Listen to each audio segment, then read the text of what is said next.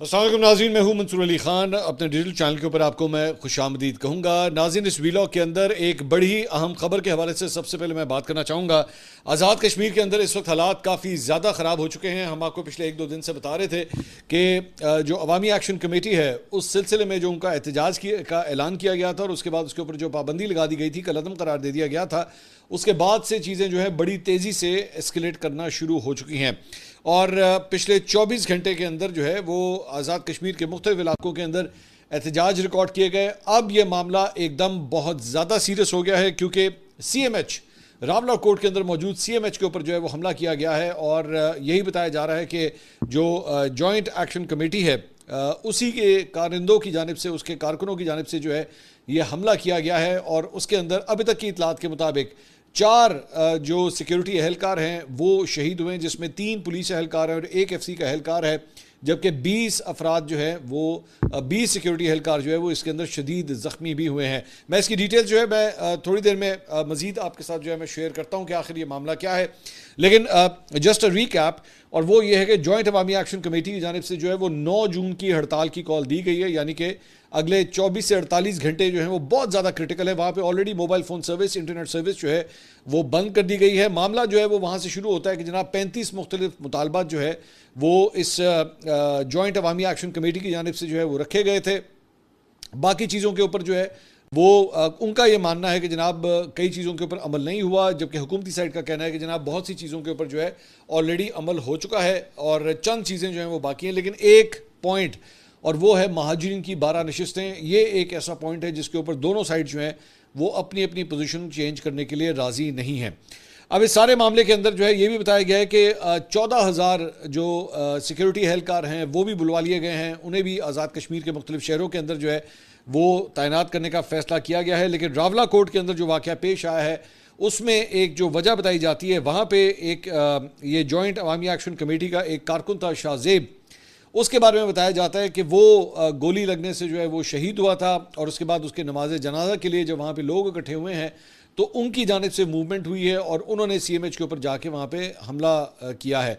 अब जो रिपोर्ट्स आ रही हैं, अब ज़ाहिर बात है ज़हन में रखिएगा कि बहुत ही मुश्किल से रिपोर्ट्स आ रही हैं क्योंकि जो कम्युनिकेशन के ज़राए हैं वो काफ़ी हद तक डिस्ट्रप्टेड हैं इस वक्त वहाँ पे। तो मुख्तलिफ सोर्सेज से हमें बड़ी मुश्किल से चंद डिटेल्स जो हैं वो मिल रही हैं और उनको वेरीफाई करना हमारे लिए काफ़ी मुश्किल है इस वक्त। लेकिन जो भी डिटेल्स हमारे पास आ रही हैं उसमें ये बताया जा रहा है कि CMH के बाहर जो सिक्योरिटी एहलकार वहाँ पे मौजूद थे, जब ये काफ़िला वहाँ पे, जब ये कारकुनों का काफ़िला जो है वहाँ पे CMH के बाहर पहुँचा है तो उन्हें डिस्पर्स करने के लिए जो है सिक्योरिटी एहलकारों की जानिब से हवाई फायरिंग की गई है। इनिशियल जो हमें खबरें मिल रही हैं वो ये हैं। और लेकिन इसके बावजूद जो है वो जो जत्था था वो CMH के तरफ वहाँ पे दाखिल हुआ है और उनकी जानिब से ये इतलात आ रही हैं कि जनाब उनकी जानिब से जो है वो पॉइंट ब्लैंक रेंज के ऊपर स्ट्रेट फायरिंग की गई है, जिसके नतीजे में सिक्योरिटी एहलकारों की भी जो है वो शहादतें हुई हैं। और ये भी चंद ज़राए ये बता रहे हैं कि शायद जो ममनुआ बोर है उसकी गोलियाँ जो हैं वो इस्तेमाल की गई हैं। जो सिक्योरिटी के इदारे हैं वो बार बार ये बात कर रहे हैं कि जॉइंट अवामी एक्शन कमेटी के जो मुख्तलिफ कारकुन हैं उनके पास बड़ा लेटेस्ट किस्म का असलहा भी मौजूद है और वो भी इस एहतजाज के अंदर इस्तेमाल कर रहे हैं, जबकि दूसरी जानिब इनके साथ जो कारकुन जुड़े हुए हैं उनका ये कहना है कि जनाब हमारे ऊपर फायरिंग की जा रही है और हमें जो है वो निशाना बनाया जा रहा है। इस सारे मामले के अंदर जो है वो मामला बैड टू वर्स होते जा रहे हैं। मतलब यहाँ पे चंद लोग जो हैं वो ये बात भी कर रहे हैं कि ये आज़ाद कश्मीर का 9 मई है, जिस तरह एक फ़ौजी इंस्टॉलेशन के ऊपर लाहौर के अंदर और मुख्तलिफ GHQ रावलपिंडी के अंदर जो है वो हमला किया गया था, ये बिल्कुल उसी तरह आज़ाद कश्मीर के अंदर जो है वो रावला कोर्ट के अंदर CMH जो कि एक और फ़ौजी इंस्टॉलेशन है उसके ऊपर ये उस तरह का हमला किया गया है। ज़हन में रखिएगा कि ये जमात, ये तंजीम जो है वो ऑलरेडी इसे कलअदम करार दिया जा चुका है।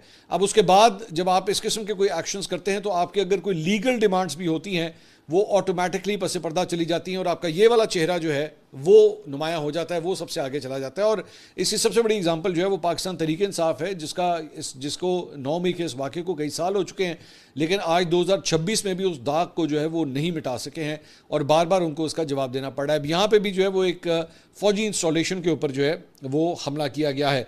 अब दूसरी जानिब कुछ और वीडियोस भी हमें रावला कोर्ट से रिपोर्ट की जा रही हैं और वो ये है कि जनाब बड़ी ही शदीद किस्म की शेलिंग हो रही है इस वक्त वहाँ पे और वहाँ पे क्राउड को जो है डिस्पर्स करने की कोशिश की जा रही है और ये शाम से ये सिलसिला जो है वो अभी भी जारी है। जब मैं ये वीडियो रिकॉर्ड कर रहा हूँ तो आधी रात का वक्त जो है वो ऑलरेडी इस वक्त हो चुका है और हालात जो हैं वहाँ पे इस वक्त काफ़ी ज़्यादा टेंस है। कुछ बाज़ार जो हैं वहाँ पे बंद कर दिए गए हैं, कुछ बाज़ार जो हैं वो खुले रहे, लेकिन दिन भर जो है वो पुलिस की, सिक्योरिटी एहलकारों की और वहाँ के मुजाहिरीन की जो आंख मिचोली है वो आपस में चलती रही है।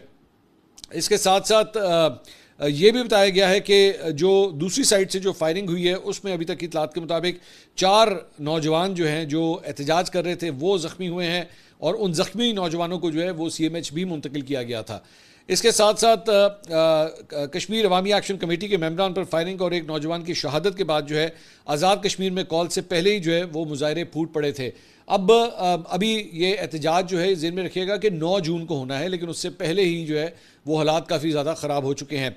एहतजाजी काफ़िलों की मुजफ्फराबाद मुमकिन आमद से मुतल्लिक डिप्टी कमिश्नर मुनीर अहमद कुरैशी का कहना है कि कॉल तो 9 जून की है, अगर वो वहाँ से निकलते हैं तो भी उन्हें यहाँ पहुँचने में 2 दिन फ़िलहाल लगेंगे। इस वक्त शहर के तमाम एंट्री पॉइंट्स खुले हैं और लोग मामूल के मुताबिक वहाँ पर मुजफ्फराबाद में कम से कम सफ़र कर रहे हैं। उन्होंने वाज़ेह किया कि मुजाहिदीन के खिलाफ ताकत का इस्तेमाल ना करने की हिदायत तो है, ताहम हमारी अवलीन तरजीह लॉ एंड ऑर्डर को कायम रखना है कि इसके लिए सूरत हाल देख कर मुजाहिदीन से बर्ताव किया जाएगा, लेकिन हमें उम्मीद है कि हालात पुरअमन रहेंगे। दूसरी जानिब जॉइंट एक्शन कमेटी के रुकन की हलाकत के बाद रावला कोर्ट में फिलहाल हालात कशीदा है और वहाँ पर रेंजर्स के एहलकारों को हसास मकामात के ऊपर जो है वो तैनात किया गया है।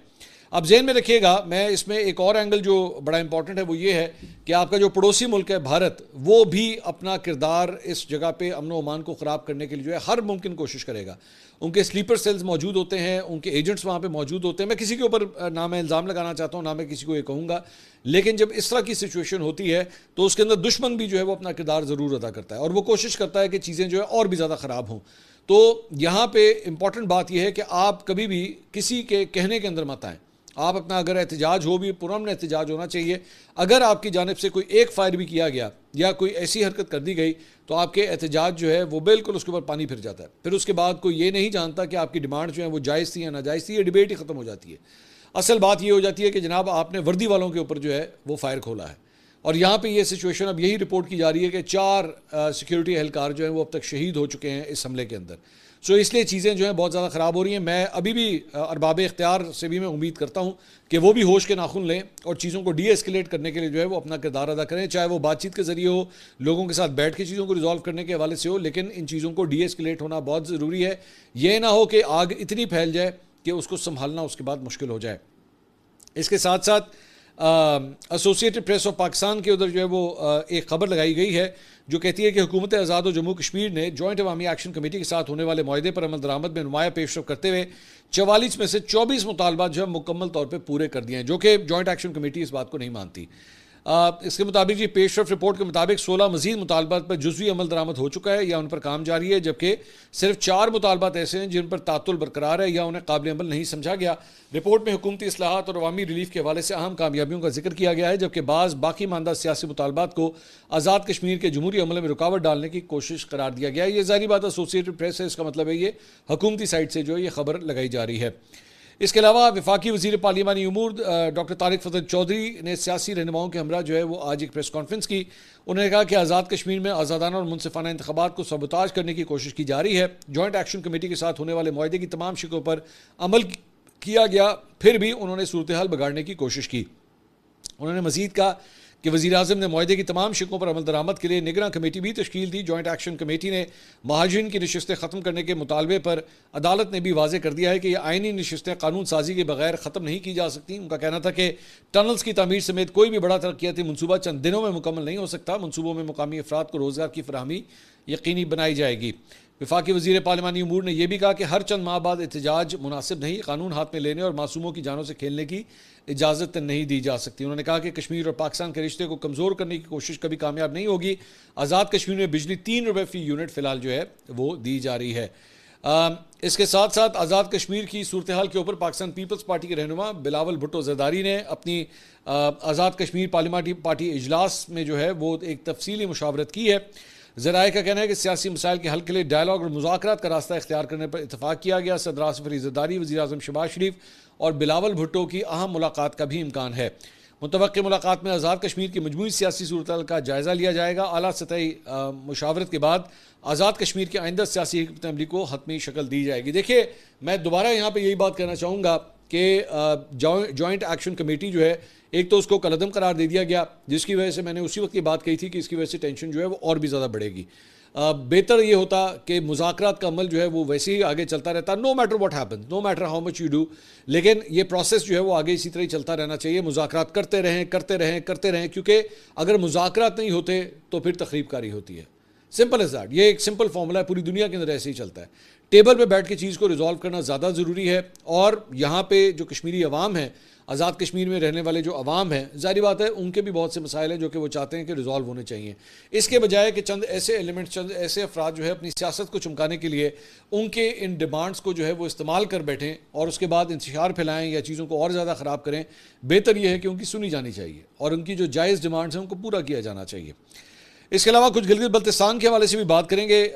24 नशस्तों के ऊपर इंतखाबात के हवाले से जो है वो इस वक्त पोलिंग का टाइम तो मुकम्मल हो चुका है, वोटों की गिनती का अमल जो है वो इस वक्त जारी है। जब मैं ये वीडियो रिकॉर्ड कर रहा हूँ, रिजल्ट जो हैं वो अभी भी आ रहे हैं।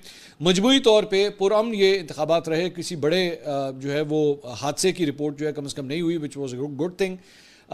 दूसरी बात यह कि जो चंद अभी तक रिपोर्ट्स आई हैं उसके मुताबिक पाकिस्तान पीपल्स पार्टी जो है वो अब तक की इतलात के मुताबिक जो आधी रात से ज़्यादा का वक्त हो चुका है तो 2 नशस्तों के ऊपर कामयाबी हासिल कर चुकी है, जबकि एक नशस्त जो है वो आज़ाद उम्मीदवार जीतने में कामयाब हुए हैं।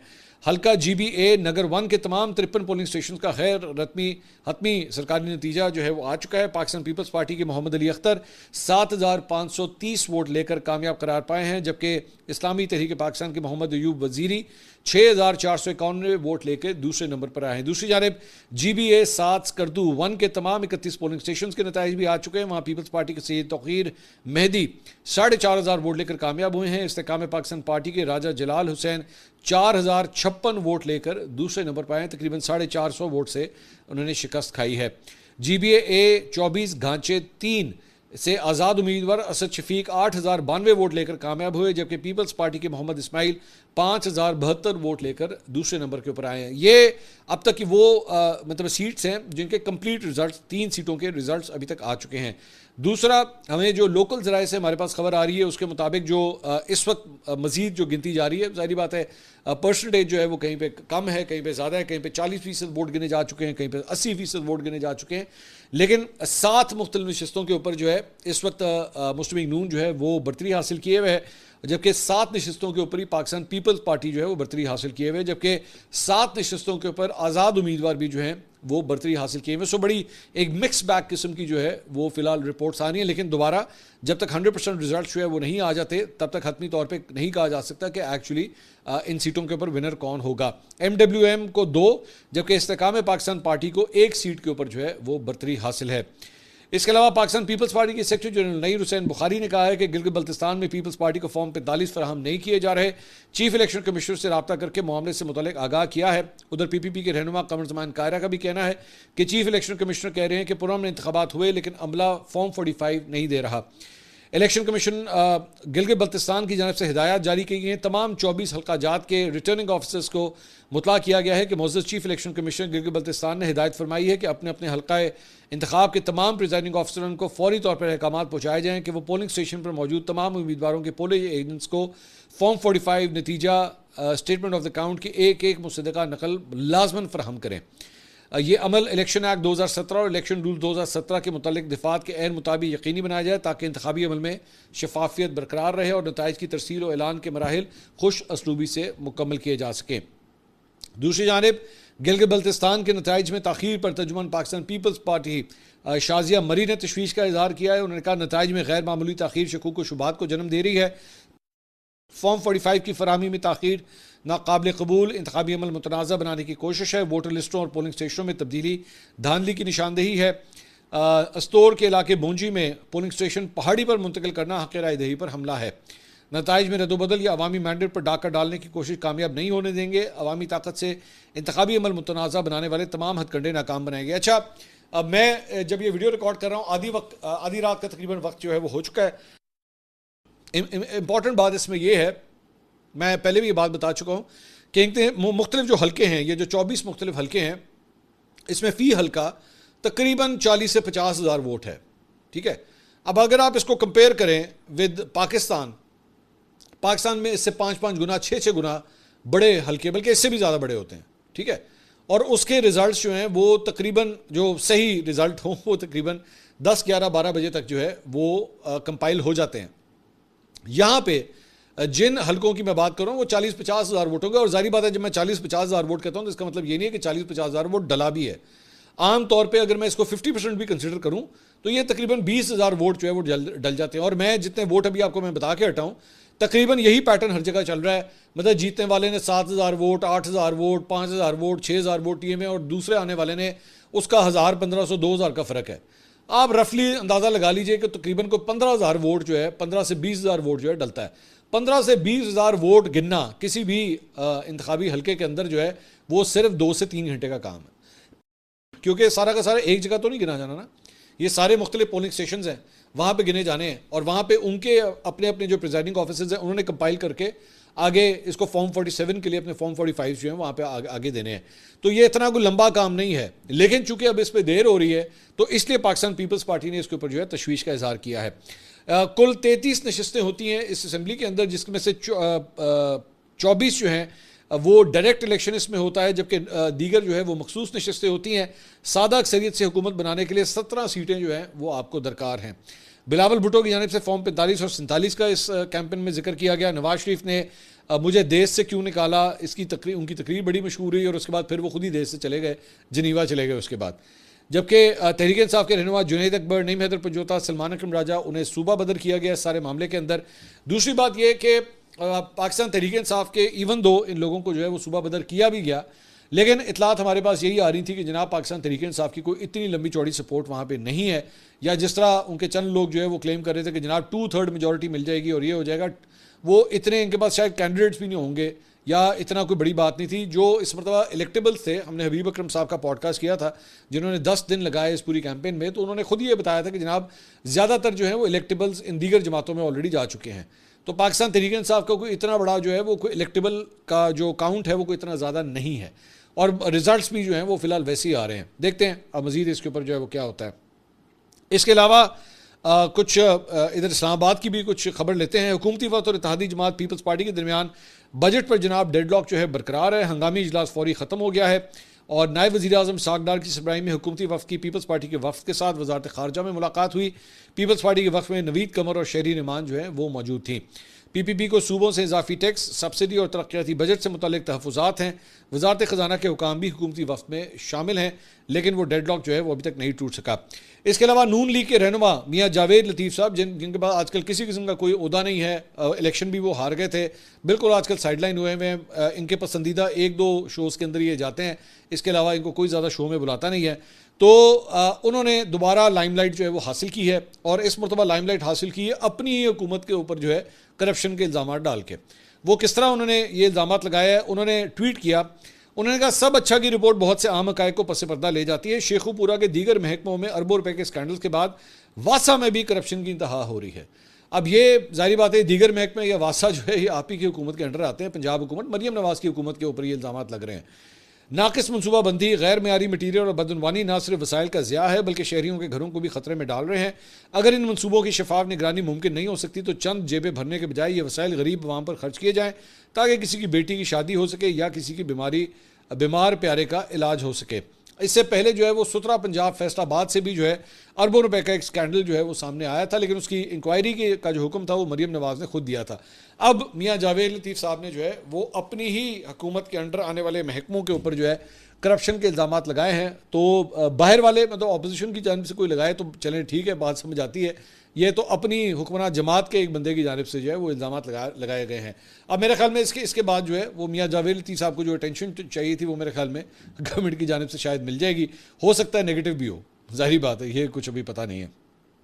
इसके अलावा साकिब चद्दड़ और मोमना इकबाल का जो मामला है उसके ऊपर साकिब चद्दड़ साहब ने जनाब एक दरख्वास्त जो है थाना भवाना के अंदर जो है वो जमा करवाई है, और उन्होंने मोमना इकबाल की बहन रमशा इकबाल के ऊपर जो है 80 लाख रुपए की अमानती रकम हड़प करने और मुजरमाना रवैया इख्तियार करने के संगीन इल्ज़ाम लगाए हैं। उन्होंने कहा है कि जी मैंने ऑस्ट्रेलिया जाने और वहाँ का वीज़ा हासिल करने के लिए जो है इनकी माली इमदाद की, और इस सिलसिले में मैंने कुल 80 लाख रुपए जो है अमानतन रमशा इकबाल के हवाले किए। उन्होंने कहा इस कुल रकम में 39 लाख रुपए जो है वो बैंक अकाउंट के अंदर जो है वो भेजे गए। वज़ीर चेक, जबकि बाकी रकम 41 लाख रुपए गवाहान जावेद इकबाल और बिलाल अकबर की मौजूदगी में कैश फराहम किया गया। ताम वीज़ा और दीगर ज़रूरियात पूरी होने के बावजूद रिमशा इकबाल ने रकम की वापसी से टाल मटोल शुरू कर दी। साहिल की जानिब से बार बार तकाजा करने पर खातून ने घरेलू ताल्लुकात का वास्ता देकर मजीद मोहलत मांगी और वादा किया कि ऑस्ट्रेलिया का वीज़ा लगने और बैरून मुल्क सफ़र करने पर वो रकम लाजमी लौटा देगी, लेकिन वीज़ा लगने के बाद भी रकम वापस करने के बजाय मुख्तलिफ हीले बहाने जो है बनाए गए। गल उन जड़ी ना वो अब जाहिर बात है फायर और काउंटर फायर के ऊपर आ गई है कि आपने मेरे पे ये इल्ज़ाम लगाया। मतलब साकिब चद्दड़ साहब को भी अपने 80 लाख रुपए अब जाके याद आए जब उनके ऊपर FIR जो है वो आगे बन गई है, NCCI के अंदर मुकदमा दर्ज हो गया है, सारा खाता शाता खुल गया है, तो अब जाके उनको वो 80 लाख याद आ गए। ओ मैं देखो 80 लाख भी लेने। चलो ठीक है, अगली वीडियो में आपसे दोबारा मुलाकात होगी। अल्लाह हाफिज़।